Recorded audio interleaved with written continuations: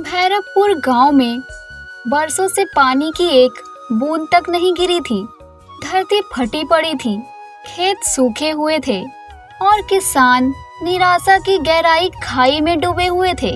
लेकिन एक किसान रामेश्वर अब भी हर रोज अपने सूखे खेत में जाकर भोलेनाथ से प्रार्थना करता, हे शिव शंकर, इस धरती को जीवन दे दो, नहीं तो हम सब नष्ट हो जाएंगे।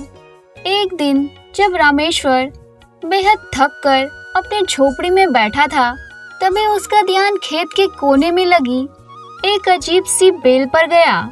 उस बेल से मीठी सी सुगंध आ रही थी और उस स्थान की मिट्टी बाकी जगहों से ज्यादा नम लग रही थी। अगली सुबह वहाँ एक और चमत्कार हुआ।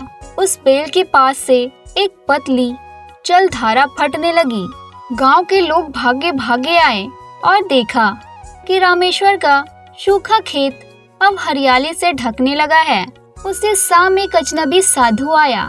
उसके शरीर पर भस्म लगी थी, आंखों में तेज और सिर पर लंबी जटाएं थी। उसने रामेश्वर से सिर्फ इतना कहा, तेरी पुकार पहुंची है जहां तक पहुंचना चाहिए था।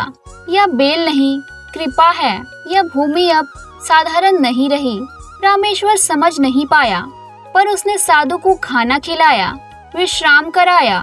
अगले दिन वो साधु अचानक लापता हो गया, लेकिन जहां वो बैठा था वहां अब एक शिवलिंग प्रकट हो चुका था। लोग हैरान थे। उसी समय आसमान में बादल गरजने लगे और पहली बार बरसों बाद बारिश शुरू हुई। भैरवपुर की भूमि अब तपोभूमि बन चुकी थी। लोग दूर दूर से दर्शन को आने लगे। रामेश्वर का खेत अब सिर्फ खेती का नहीं था, अस्थायी का केंद्र बन गया था।